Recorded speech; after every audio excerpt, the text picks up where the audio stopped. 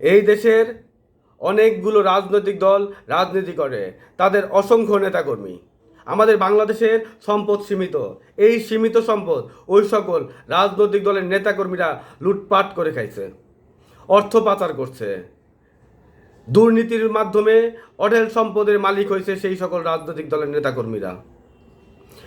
এত ছোট একটি দেশে, এত সীমিত সম্পদের একটি দেশে পৃথিবীতে কোনো নজির নেই যে এত পরিমাণ লুটপাটকারী, এত পরিমাণ খাওয়ার জন্য রাজনীতি করে এতগুলো রাজনৈতিক দল। বাংলাদেশে এত ছোট একটি অর্থনীতিতে যেমন ব্যাংকের অভাব নাই, ঠিক তেমনি এদেশের সীমিত সম্পদ, এই সম্পদ খাওয়ার জন্য, লুটপাট করার জন্য বাংলাদেশের রাজনৈতিক দলের অভাব নাই। এই রাজনৈতিক দলের, এতগুলো রাজনৈতিক দলের প্রত্যেকের উদ্দেশ্য ক্ষমতায় যাওয়া। বিগত সময়ে তারা কেউ এককভাবে ক্ষমতায় ছিল, কেউ রাজনৈতিক জোটগতভাবে ক্ষমতায় ছিল। বাংলাদেশে প্রায় সকল রাজনৈতিক দল ক্ষমতার স্বাদ নিয়েছে এবং বাংলাদেশের যে সীমিত সম্পদ তা লুটপাট করে খাইছে। তারা অর্থ পাচার করেছে, তারা জনগণের সম্পদ লুটপাট করে নিজেরা অর্থ সম্পদের মালিক হয়েছে। চাঁদাবাজ, সন্ত্রাস, দুর্নীতি, ঘুষ, অর্থ পাচার কোনো কিছুই বন্ধ নাই। এতগুলো রাজনৈতিক দলের একটি বাংলাদেশে কি দরকার? এই এতগুলো রাজনৈতিক দলের লক্ষ লক্ষ নেতাকর্মী আছে। এই নেতাকর্মীরা তাদের ভাগ্য পরিবর্তন করবে নাকি দেশের জনগণের ভাগ্য পরিবর্তন করবে? এত নেতাকর্মী যদি থাকে, তাহলে এই নেতাকর্মীদের পেট ভরার জন্য বাংলাদেশের জনগণের সব সম্পদ, তাদের সম্পদ দিয়েও তাদের পেট ভরানো যাবে না। তারা ক্ষমতায় যেই যাক, প্রত্যেকটা দলের উদ্দেশ্য একটাই যে ক্ষমতায় যাবে, দেশের সম্পদ লুটপাট করবে, দেশের জনগণের সম্পদ খাবে, অর্থ পাচার করবে এবং নিজেরা অর্থ সম্পদের মালিক হবে। এবার সে এককভাবে ক্ষমতায় যেতে হইলেও চাইবে, অথবা জোটগতভাবে হইলেও তারা ক্ষমতায় যায়। একটি জোট রাজনীতিতে ক্ষমতায় গিয়ে খাবে, ওই জোট ক্ষমতার পতনের পরে আরেকটা জোট গিয়ে জনগণের টাকা খাবে। এই রাজনীতি, এটা গণতান্ত্রিক দল হোক, ইসলামিক দল হোক, যেই সরকারের ক্ষমতায় ছিল ইসলামিক দলও তার সাথে ক্ষমতায় ছিল, জোটগতভাবে ইসলামিক দলগুলো ক্ষমতায় ছিল, তারাও খেয়েছে। তারাও বলেনি যে না, যেই দল রাজনৈতিকভাবে জনগণের সাথে রাজনীতি করে, ভোটের মাধ্যমে জনগণকে ওয়াদা দিয়ে দুর্নীতি বন্ধ করবে, চাঁদাবাজি হবে না, বন্ধ করে ক্ষমতায় গিয়ে তারা যখন দেখে যে তারা ওই দল চাঁদাবাজি করছে, লুটপাট করতেছে, দুর্নীতি করতেছে, তারা কিন্তু তাদেরকে ছেড়ে দেয়নি। তারাও প্রত্যেকটি ধর্মভিত্তিক রাজনৈতিক দল যারা ধর্মকে ব্যবহার করে বাংলাদেশের রাজনীতি করে, তারাও ওই দলের সাথে, গণতান্ত্রিক দলের সাথে তারা ক্ষমতায় ছিল, পূর্ণ মেয়াদে ক্ষমতায় ছিল। সেই গণতান্ত্রিক দল যতদিন ক্ষমতায় ছিল, সেই ধর্মভিত্তিক রাজনৈতিক দলও ততদিন ক্ষমতায় ছিল। তারাও ক্ষমতায় থেকে পূর্ণ মেয়াদ পর্যন্ত তারা খেয়েছে। কিন্তু কোনো ধর্মীয় রাজনৈতিক দলও বলেনি যে তারা তো দুর্নীতি করেছে, তারা তো ঘুষ খাচ্ছে, তারা তো দুর্নীতি করছে, তারা আইনের শাসনকে নিজেদের প্রয়োজনে ব্যবহার করছে, পুলিশ বাহিনীকে তারা নিজেদের স্বার্থে ব্যবহার করছে, জনগণের স্বার্থে ব্যবহার করছে না। তারপরেও ওই সকল ধর্মীয় রাজনৈতিক দল, ছোট দল, বড় দল, সবাই ক্ষমতায় ছিল, কেউ ক্ষমতা ত্যাগ করেনি।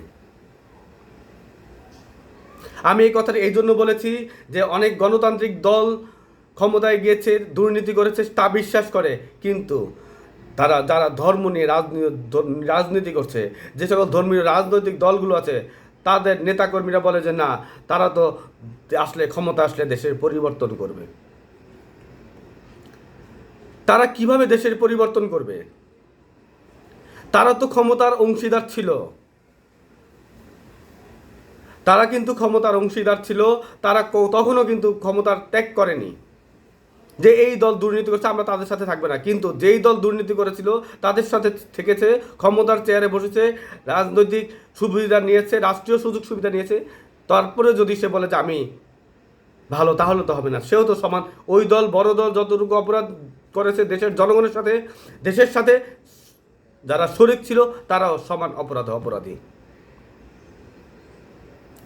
প্রিয় দেশবাসী, প্রিয় বন্ধুগণ, এই বাংলাদেশের এতগুলো রাজনৈতিক দলের দরকার নেই।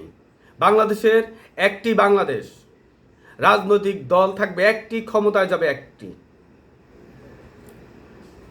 কারণ এতগুলো দল যখন রাজনীতি করে, যখন ক্ষমতায় যায় জোটগতভাবে, তখন আরেকটি যারা ক্ষমতায় যায়, তখন ওই তাদেরকে যারা ভোট দিয়ে ক্ষমতায় বসিয়েছে, রাষ্ট্রীয় সুবিধা শুধুমাত্র সরকার তখন ওই তাদেরই সেবা করে, তাদেরকে রাষ্ট্রীয় সুবিধা দেয়, তাদেরকে চাঁদাবাজির সুযোগ দেয়, তাদেরকে অন্যায় সুযোগ দেয়। বাকি যে অর্ধেক নাগরিক আছে দেশের জনগণ, তাদেরকে তারা সেই সুবিধা পায় না, তারা রাষ্ট্রীয় সুবিধা পায় না, তারা রাষ্ট্রের সুবিধা পায় না, তারা অন্যায় বিচার করে না, তারা আবার পরের জন্য অপেক্ষা করে। কিন্তু একটি দেশে যদি একটি রাজনৈতিক দল থাকে, একটি যদি প্রশাসন থাকে, একটি সরকার থাকে, তাহলে দেশের সকল জনগণ ওই দলেই করবে, ওই দলকে নির্বাচিত করবে, ওই সরকারই তাদের সরকার।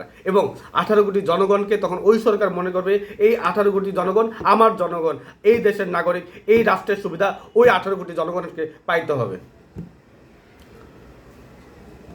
আর এই জন্য তাদের প্রত্যেকের দায়িত্ব ওই রাষ্ট্র নিবে, ওই সরকার নিবে, ওই দল নিবে, ওই ক্ষমতায় যে থাকে সে নিবে।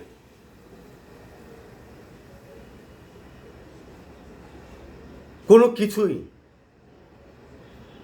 অতিরিক্ত ভালো না, কোনো কিছুই অতিরিক্ত ভালো না। প্রত্যেকটি জিনিস একটি নিয়মের মধ্যে, একটি সিস্টেমের মধ্যে থাকতে হয়। যেমন আমাদের দেশের তুলনায় অনেক ব্যাংকের রাজনৈতিক বিবেচনায় অনেকগুলো ব্যাংকের অনুমোদন দিয়েছে। অনেক দলের নিজেদের স্বার্থে অনেক সাংবাদিককে তাদের দলীয় কার্ড দিয়েছে। কোনো কিছুই অতিরঞ্জিত ভালো না। অতিরঞ্জিত হলে সেইখানে সেই দেশে সেই প্রতিষ্ঠানগুলোতে সেই খাতগুলো দুর্নীতিতে চেয়ে যায়, সেখান থেকে সুন্দর একটি জিনিস বের হয়ে আসে না। বাংলাদেশেও ঠিক একই ঘটনা ঘটেছে। বাংলাদেশের ক্ষেত্রে এতগুলো রাজনৈতিক দলের দরকার নেই। প্রিয় শিক্ষার্থী, ছাত্রছাত্রী, তরুণ প্রজন্ম, ভাই বোনেরা, বাংলাদেশের সকল পেশাজীবী ভাই বোনেরা, আমি স্বপ্ন দেখি এই বাংলাদেশে একটি বাংলাদেশ, একটি সরকার ক্ষমতায় থাকবে। দীর্ঘদিন তারা ক্ষমতায় থাকলে সেই দেশটি উন্নতি হবে, সেই দেশের অগ্রগতি হবে। এই পৃথিবীতে আমাদের বাংলাদেশে যারা গণতন্ত্রের নাম দিয়ে রাজনীতি করছে, তারা জনগণের সাথে প্রতারণা করছে। অন্যান্য যে দেশ যেখানে গণতান্ত্রিক উপায়ে দেশ পরিচালনা করে এবং নির্বাচনের মাধ্যমে সুন্দরভাবে ক্ষমতা হস্তান্তর করে, কোনো কারসাজি তারা করে না। কিন্তু আমাদের বাংলাদেশটা সম্পূর্ণ বিপরীত। এখানে যারা রাজনীতি করে শুধুমাত্র তারা ক্ষমতায় থাকার জন্য রাজনীতি করে, ক্ষমতায় থাকার জন্য শত অপকৌশল ষড়যন্ত্র তারা রচনা করে।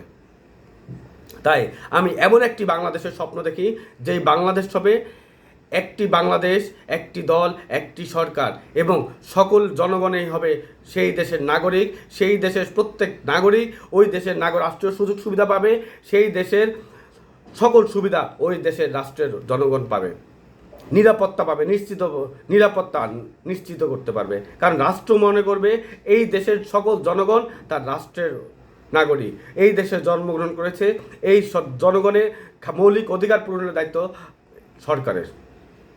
এই দেশে প্রত্যেক জনগণের নিরাপত্তা দায়িত্বের ওই সরকারের। তাই একের কোনো বিকল্প নাই। যেখানে দুই সেখানে অশান্তি, যেখানে দুই সেখানে ভেজাল, যেখানে দুই সেখানে বৈষম্য, যেখানে দুই সেখানে হচ্ছে এই দুর্নীতি। এক মানে কি? ঐক্যবদ্ধ হতে হবে। আমাদেরকে বাংলাদেশকে এগিয়ে নিয়ে যেতে হলে ঐক্যবদ্ধ হতে হবে।